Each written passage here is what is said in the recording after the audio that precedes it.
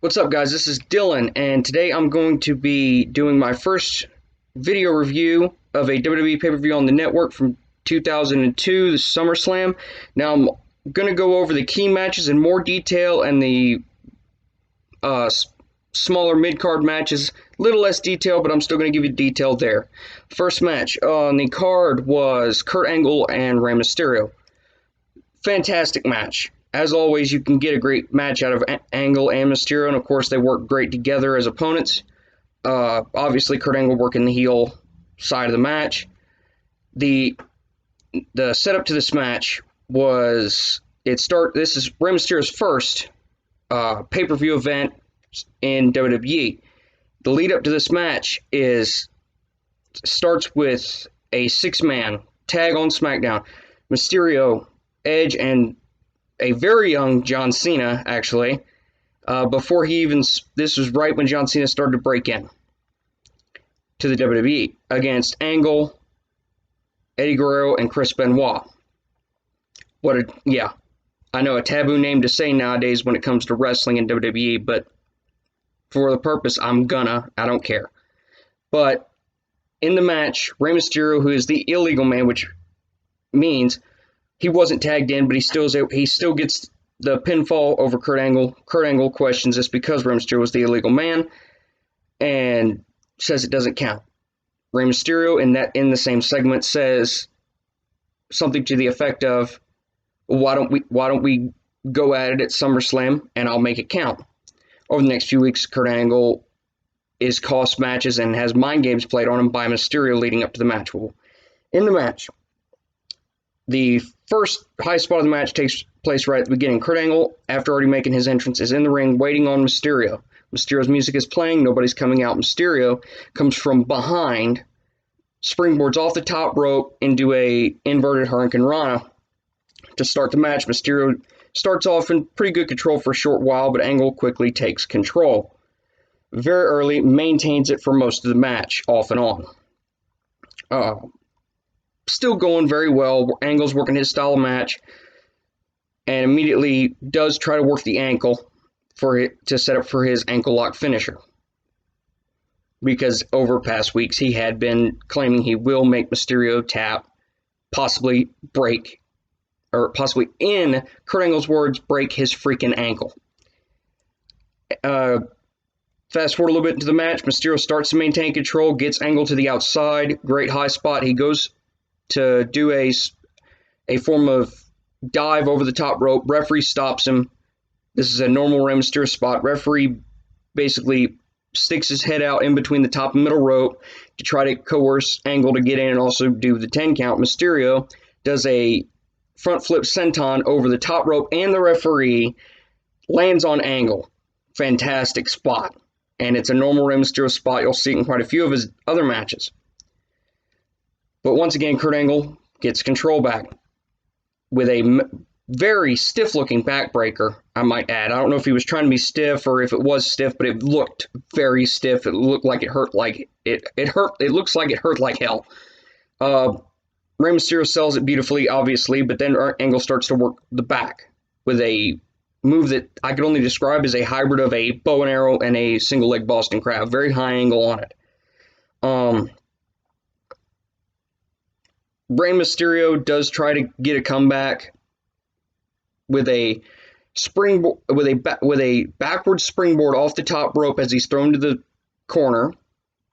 He tries a springboard, lands in the electric chair position, which, if you don't know, it's where the opponent is sitting, where one man is sitting on his opponent's shoulders, and they're both facing the same way. And Mysterio tries to turn around into a Hurricane Rana.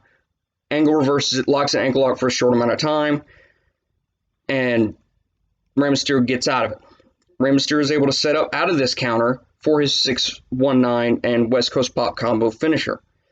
Now, if you've never seen Rey Mysterio's older matches when he first got into WWE before, instead of doing the 619 into the frog splash or hitting a Dragon Rana as he does now, what he used to do back then is he would hit the 619.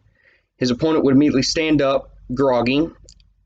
Mysterio would be waiting on the apron, and as soon as opponent had turned around, Mysterio would do a springboard from the top rope, land in what looks like he's getting ready to be powerbombed, then he rolls backwards into what he calls a West Coast pop, which is a Hurricane Rana pin combo where he only hooks one leg. Angle kicks out at 2. Mysterio still tries to, Mysterio's still somewhat he's somewhat in control. Getting towards the end of the match, the last spot, Rey Mysterio has Kurt Angle sitting on the top rope. He goes up there and tries to do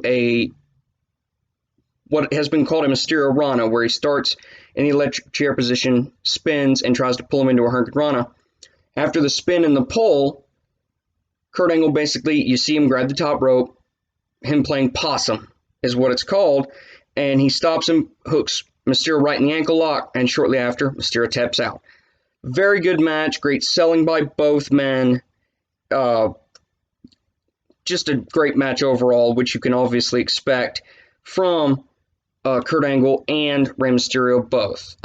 It's very rare you see a bad match from either one of them, especially when they're working against each other.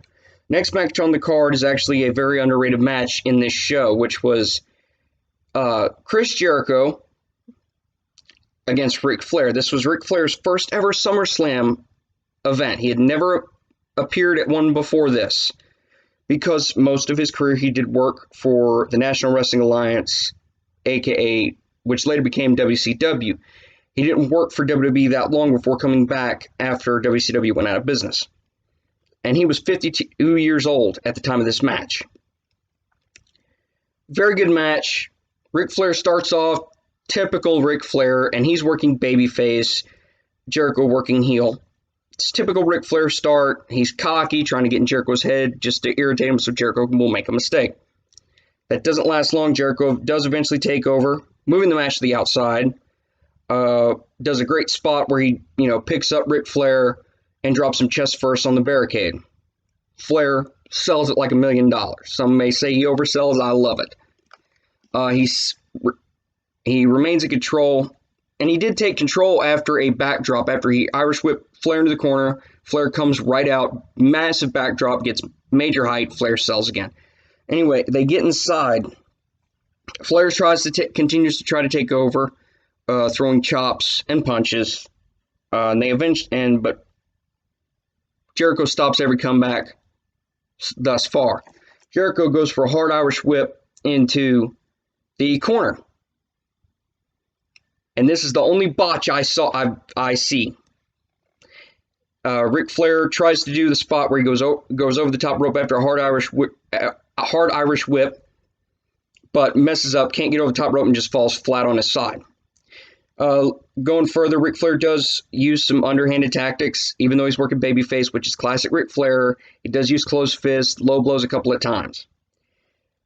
Now, what comes up to what's considered to be a false finish is Jericho's got Ric Flair in Flair's own hold, to figure 4 leg lock.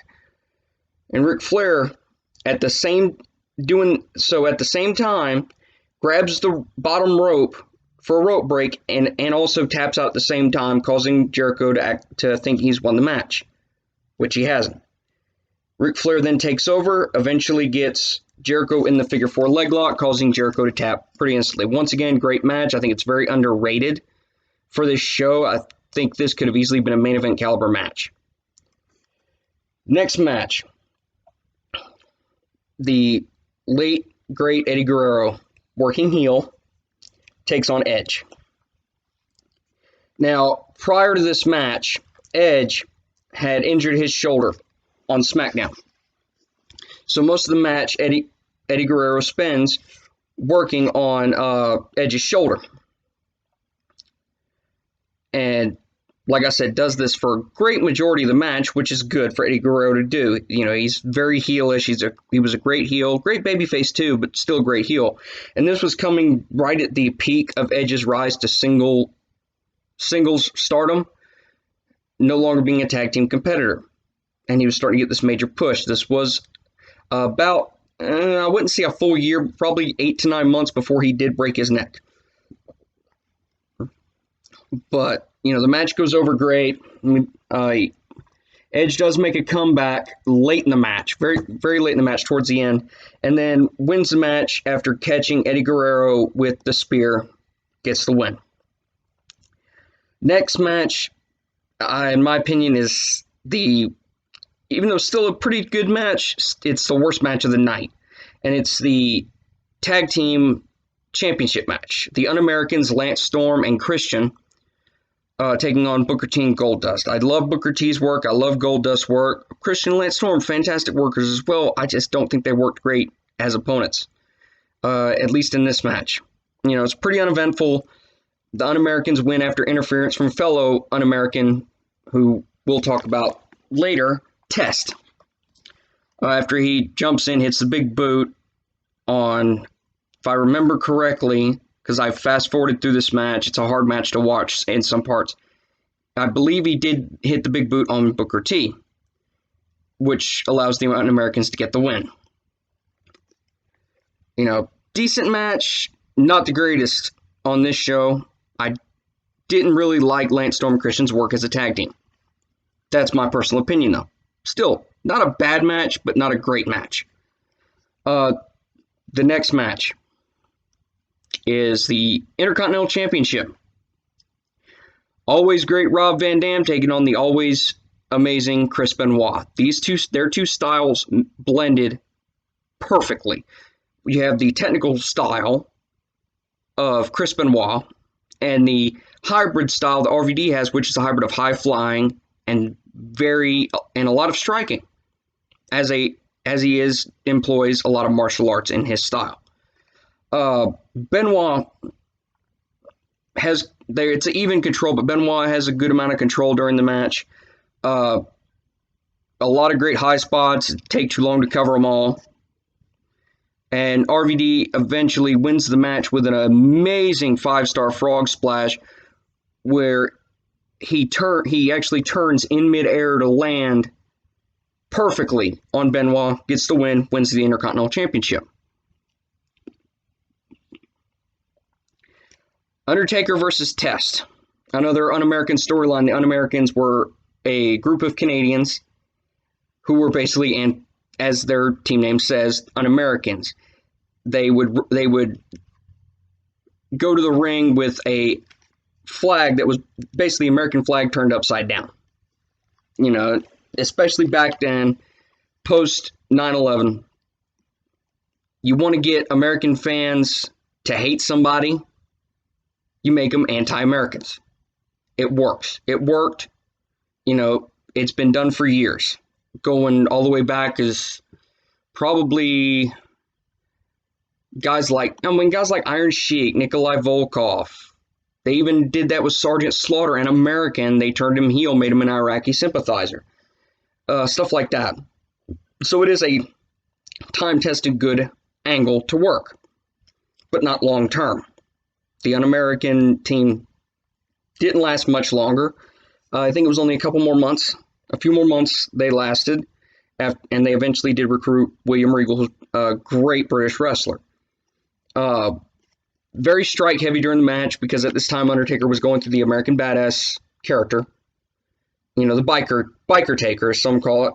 And he did employ a lot of striking into his repertoire at this point, a lot more than he used to.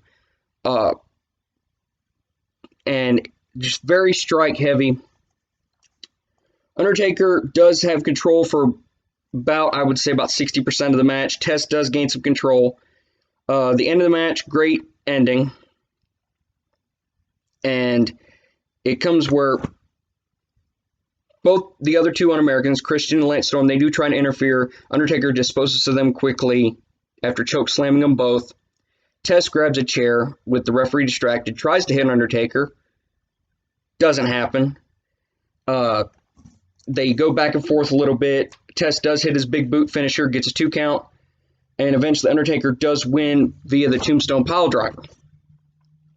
And I think this was a great performance by both of these guys. Undertaker, as anybody who's seen him work knows, he's always on point, except for a few other matches that have happened in recent past, like when he lost to Brock Lesnar when he was working hurt. If a lot of people when they work hurt, they're not going to be at their peak, obviously. Test, may he rest in peace. A lot of wrestling fans don't know that he did pass away. I always enjoyed watching him work, whether as a heel or a babyface, because he was one of those unique guys he was pretty big. He was probably about 6'7", 6'8", close to somewhere between 280 and 295. And he could work as a normal big man, but on occasion he would hit the top rope, and he could also work technical as well. It's just a shame that his attitude backstage and steroid abuse that I'm not going to really talk too much about because he has passed away, and I do like to respect the dead. It's just he was never given the proper push. But great match. Getting into the latter half of the card, getting ready to hit to the two main events. Double main event. This next match is a non-sanctioned match, which means in storyline, the WWE doesn't even acknowledge that the match actually happened. So it unofficially happens, which basically means no disqualifications, no countouts, pinfall or submission only. The only way it can be stopped is by pinfall or submission. No stoppage for blood or anything. It's Triple H working heel, as he does best, taking on Shawn Michaels, who this was his first match back after a 4-year absence due to a broken back. His last match before this was WrestleMania 14 against Stone Cold Steve Austin. He had injured his back in a casket match against The Undertaker at Royal Rumble of 98. And was out for 4 years, thought he would never wrestle again. He comes back for this. What many fans may not know is the original plan for this was actually for Shawn Michaels to face Vince McMahon in this style of match. It was instead changed to Triple H because everybody knows by now they are really close. They are really close friends, from starting with their Click and DX days. What led up to this was Shawn Michaels was in storyline originally just coming back to be Triple H's manager. They acted like they were going to reform DX. Triple H immediately turned on Shawn Michaels, saying they were never best friends, and Triple H used Shawn Michaels to get the top, just like Shawn used him to stay at the top. Great promo package before the match, by the way. Every promo package in this show that needed to be done was awesome. But after Triple H just hits the pedigree, he still tries to convince Shawn Michaels that Triple H needs him by sneaking up behind Shawn Michaels and ramming his head through the window of a car in a parking lot. Shawn Michaels challenged him to the match, and here we are. Starts off with Shawn Michaels is in control because he does catch Triple H off guard, throws the shirt he's wearing in Triple H's face, goes immediately right to him. Has control for a little while. It does start to get violent, trash can lids, leather belt, and everything. But Triple H gets control, starts working the back, has control for most of the match. Very bloody. It's a pretty bloody match. I mean, by the end of the match, at the worst, Shawn Michaels' forehead was covered, and Triple H was bleeding all the way down to his chest after a nasty chair shot. There's a good table spot and a ladder spot. Shawn Michaels gets a ladder, drops an elbow on Triple H off of it. He also sets a table up outside the ring at one point, lays Triple H on it, jumps off the turnbuckle, drives Triple H through it. A fantastic match. And then towards the end of the match, Triple H tries to hit Shawn Michaels with a pedigree. Shawn Michaels reverses it, rolls him up into a jackknife cover, wins the match, but it does not end there. After the match, Triple H attacks Shawn Michaels with a sledgehammer by hitting him in the back twice. Remember, Shawn Michaels had a broken back. It's a great setup because he claimed leading up to the match he was going to cripple Shawn Michaels and put him in a wheelchair. Shawn Michaels leaves in a stretcher even though he won the match. Triple H walks out laughing maniacally. Fantastic match, fantastic work by both guys. I highly respect them both in the wrestling business. They're two of my great favorites, and it's rare to ever see a bad match involving either one of them, depending who they're working with. Main event. This is the big one. This is the big main event. It's the WWE title. The Rock, the defending champion, he's getting ready to leave to go to Hollywood for a few months. Wouldn't be seen again until the night after WrestleMania 19 to set up a feud with Goldberg. The challenger, a rookie, Brock Lesnar. He hasn't even been in the WWE on the main roster for 1 year. He had been wrestling in OVW and developmental. Learning from Danny Davis and the always great Jim Cornette. And if he sees this, Corny, you're awesome. Leading up to this match, Brock Lesnar, he dominates. He has not, if I remember correctly, he had not lost a match yet. If he had, let me correct myself. He did lose a match or two, but it was by disqualification. I forgot that. I forgot about his match with Rob Van Dam. Prior to this, at another pay-per-view for the Intercontinental title, and when Van Dam was the champion, and Brock got disqualified. Anyway, Brock had won King of the Ring, which gave him a shot at the WWE champion at SummerSlam. The pay-per-view before SummerSlam, Vengeance. The Rock had returned after a short absence after WrestleMania 18. Shortly after WrestleMania 18, excuse me. He had left. As a lot of people know, WrestleMania 18 was his awesome match with Hogan. He'd returned, got in the WWE title match with Kurt Angle and the champion at the time, The Undertaker. Won the match, so it was a great setup for a pretty decent match, believe it or not. For any people who haven't seen Brock Lesnar work during his first WWE run from 2002 to 2004, I suggest you do. It's his better work because he did more than just the same suplexes and F5s and all that stuff that he does now. He actually worked hard because he was a full-time guy. He wasn't part-time. He wasn't getting the massive contract he has now. I'm not even going to go into it because I basically don't like how he's being treated highly over everyone else. No matter how good he is, still. That's all I'm going to say about it. But it's Brock at his peak, at his best. Because it was before UFC. So he was just a natural-born wrestler. He was a natural. Brock makes his entrance normal. Of course, Brock is accompanied by Paul Heyman, who I enjoy. Always has great mic work. Of course, the Messiah of ECW back in the day. Just a great manager, great on-screen personality. And from what I've heard, a pretty nice guy. The Rock starts to make his entrance. Right at the entrance ramp, he lays the belt down and sprints towards the ring. Now, prior to this, The Rock had injured ribs. I believe it was on a previous episode of SmackDown, either a week or two before SummerSlam, where Eddie Guerrero and Brock Lesnar, and I think there was someone else, jumped The Rock, injured his ribs. So immediately, Lesnar takes over, starts attacking the ribs, goes right to the injured ribs. The match shortly thereafter goes outside the ring for a short time.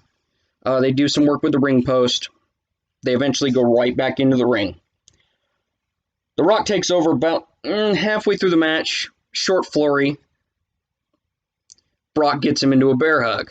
That beautiful standing bear hug is a great thing to work the injured ribs, but also, slows down the match. The Rock gets, they do the spot where during the bear hug, The Rock looks like he's about to pass out. The ref drops Rock's arm twice. Of course, as everyone knows, drops it third time, match is over. Rock stops the arm third way down, gets a second wind. Eventually hits a low blow on Brock Lesnar, once again using a dirty tactic. Even though Brock Lesnar is supposed to be the heel. But something changes. I'll get to that at the end of after I review the match. They go back and forth. They head back outside. The Rock uses the Rock Bottom and puts Paul Heyman through the table. Great spot, because I think the best part about it is as he's setting up for it, he's got Heyman in, ready to lift him and drop him. Heyman's hat falls off and exposes his bald spot with that ponytail. I always think that's funny. Don't know why, I just do. They eventually get right back inside the ring. Brock hits Lesnar with a Rock Bottom. Lesnar gets out of it too. You see the look they zoom in on Rock's face. You see he's got the look in his eyes and you see him mouthing the words, "What do I have to do?" Basically, he's saying, "What do I have to do to put this monster away?" They go back and forth a little bit. The Rock eventually hits a spine buster set up for the People's Elbow. He makes his first run, and as soon as he hits the ropes before coming back to go to the other side, Brock kips up perfectly. Tries to get Rock in the F5. Rock blocks it. But Brock still is in somewhat of control, hits the Rock bottom on the Rock, uses the Rock's own finisher. The Rock kicks out after 2. They continue to go back and forth. Brock tries the F5 again. Rock counters it, tries to hit the Rock bottom. It's countered. Brock tries it again, countered right into the F5. Brock rolls it up for the win. Now, when I say that Brock was supposed to be working heel, but something was wrong. If you watch the match back, you can hear the fans towards about the halfway, maybe 3/4 area of the match, start to cheer Lesnar and boo The Rock. This was obviously not supposed to happen. It was a great double turn, because anybody who knows it, when The Rock came back in 2003, and I correct myself from earlier, he was seen again before his setup for his rivalry Goldberg. He came back shortly before No Way Out 2003 to set up a rematch with Hogan during Hogan's rivalry with Mr. McMahon. Anyway, so it's a great double turn, because when The Rock comes back, he's an evil heel. He's just a cocky, arrogant Hollywood prick, which I actually like that. Yeah, it was Hollywood Rock. He came back thinking he was a high and mighty movie star and acted like he was better than everybody. Loved it. And Brock is turned babyface, because every time before this, he's worked heel because he's a monster, and he works best as a heel. He really does, because he's not. I don't think he's a convincing babyface. He's done it successfully working against Kurt Angle in 2003, but it's hard to convince him as a heel, because he does not have the best promo work. But overall, I think this is one of the best SummerSlam events of all time. Before I go, I do want to mention there are some backstage segments. I didn't really go over those because they're not that long.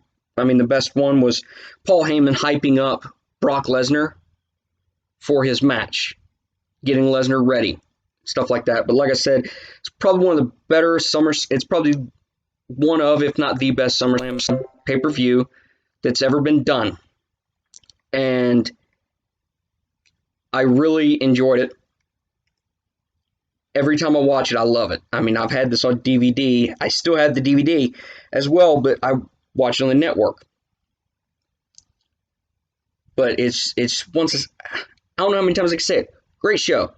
If you enjoyed the video, please like, subscribe, share. And if you would like to watch any of this stuff, any of these shows I do cover in the future, on the WWE Network, I will leave a link in the description so you can sign up.